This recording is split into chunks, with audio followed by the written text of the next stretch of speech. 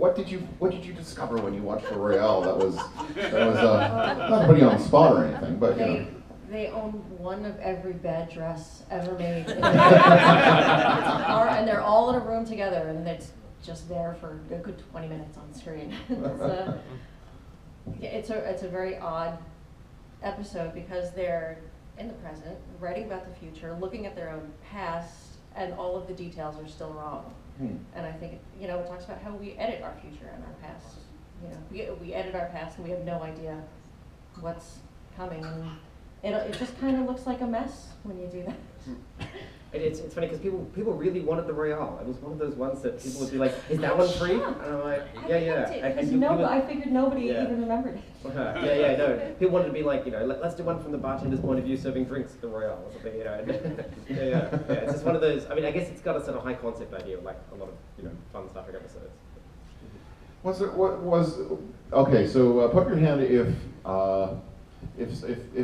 doing your story for this book really made you want to watch Star Trek Next Generation again, okay, so pretty much all of you. Okay, great, fantastic. Okay, I just wanted to watch good Star Trek. Yeah, Bill's like, no. Okay, fine, fair enough. Wait, before we started watching it, or after we wrote our piece? After you wrote your piece.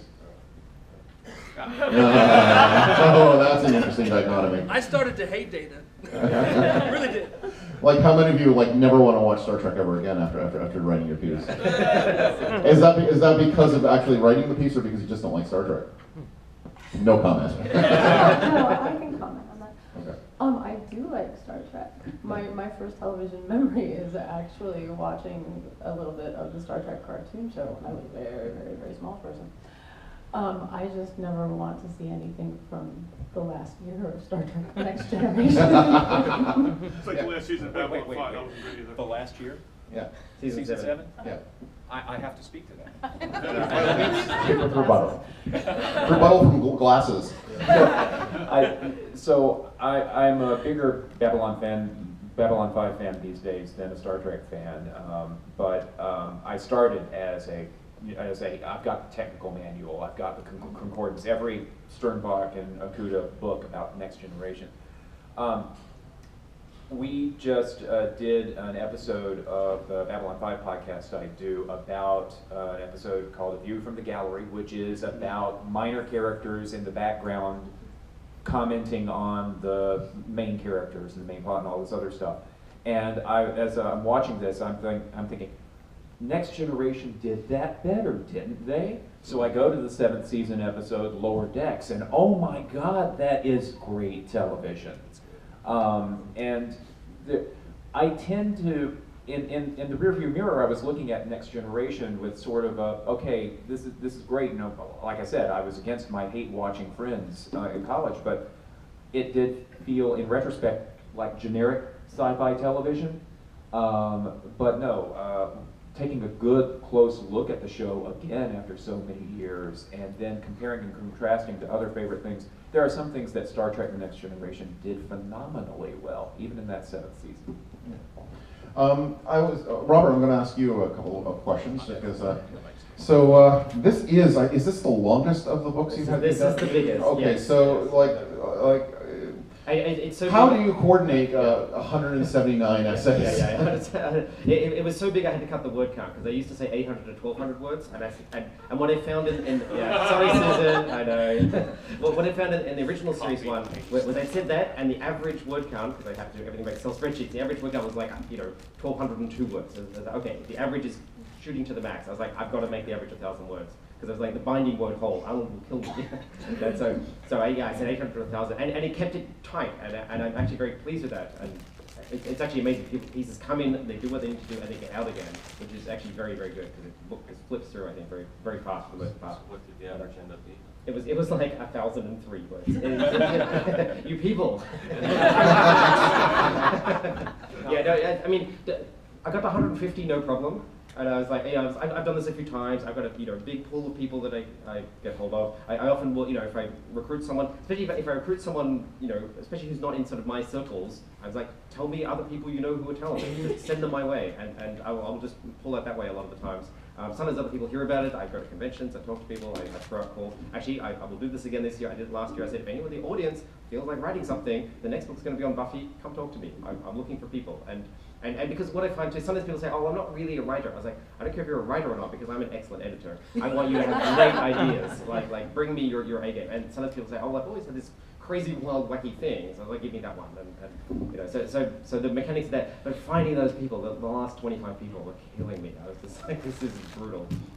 What were the remaining 25 stories? What was some of the stories you were trying to fill? Yeah, I think the very last one was Aquiel, which is this random, boring Geordie story in season 6. and actually, so a few times people have written things, it goes through a proofreading process where I essentially outsource my proofreading to someone else. Because I say, well, you know, I know what I like. I like funny things, and I like, you know, insightful, interesting, wacky things. But I'm aware that, you know, I have my thumb on the scale. And so pieces skew a bit towards what I like. And so I throw it over to a couple of proofreaders, and if they don't like it, it goes, and especially I have a proofreader in the UK, Anthony Wilson, who's essentially sort of my invisible co-editor on this, and he will give very detailed commentaries on all the pieces, and there's a bunch of times he's like, nope, this one just has to just cut this one out. So often he'll try and save it, and sometimes he gets saved very well.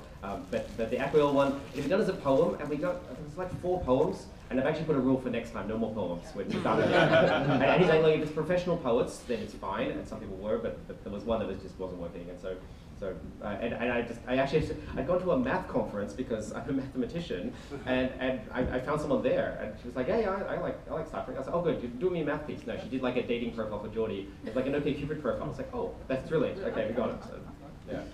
So I'm going to turn the tables on Robert now. So what was for those of you who actually, what was the strangest note you received from Robert? Was there any kind of like, what the hell? Like, oh, okay. Susan's reaching for the mic. Let me at him. It wasn't that it was a strange note, it was a very confusing note. Because I remembered what I was going to say before. I actually used several characters from other stories. We have a Doctor Who character, we have BioShock characters in my piece, and I put the most obvious Doctor Who joke of all time because it is a weapon of mass destruction. And he sent it back to me and said, I don't get this joke. Can you make it more clear? Moving on. Lisa wasn't Oh, you have one too? Okay. This isn't actually about his note. I just wanted you to know how terrified I was writing my piece because I know he's this huge math and science guy, and I'm doing it.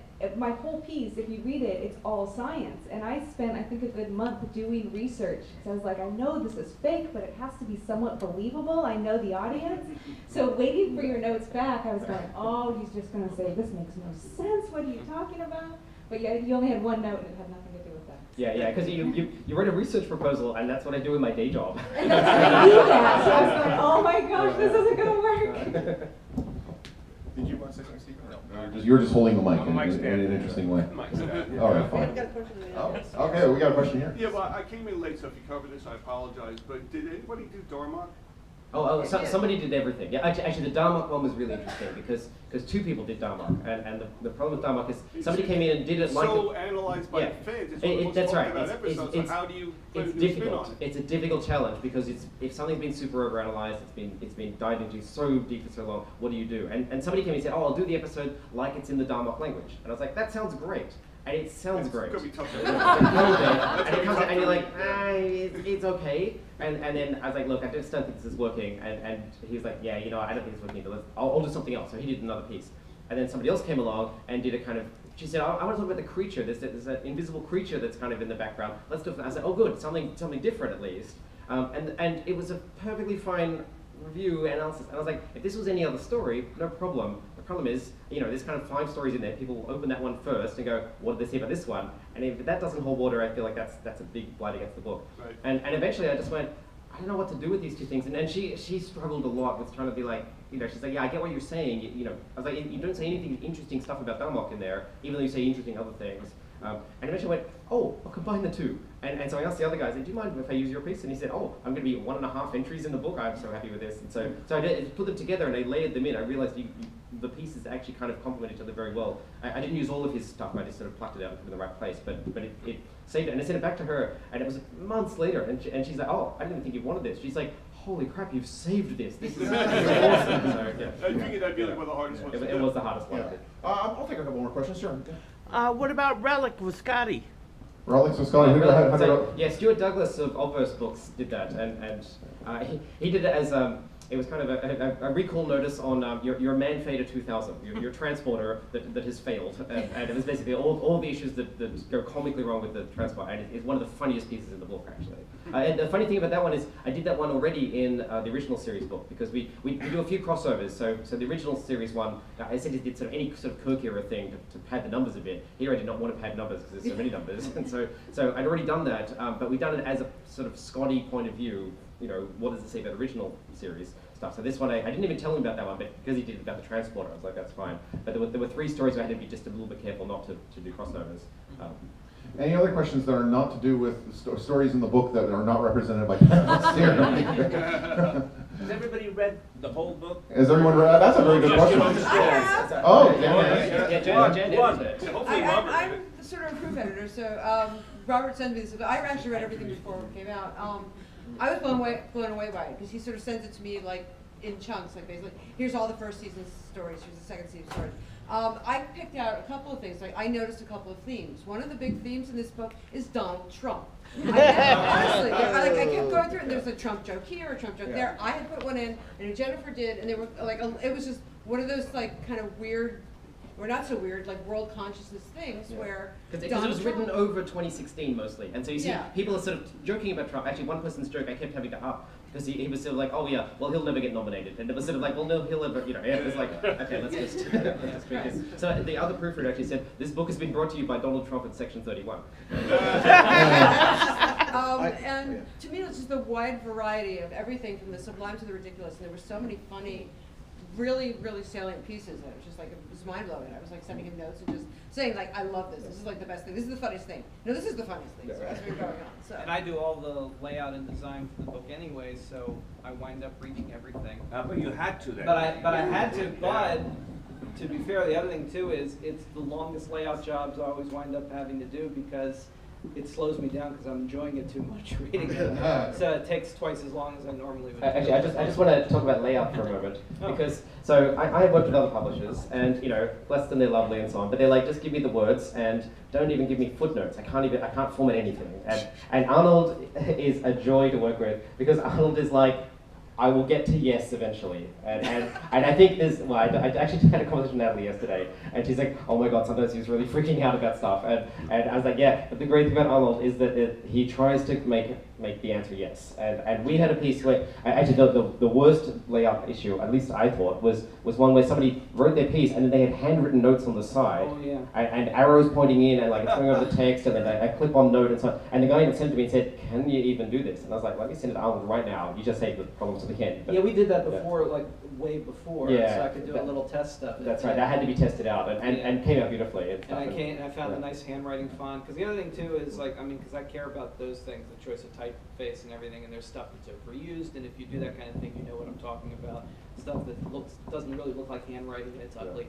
And I looked for something that looked right, and I said, yeah, sure, we'll do it. There's like pictures and handwriting. Yeah, I saw that yesterday. It's the essay for Snare and Snare. Yeah.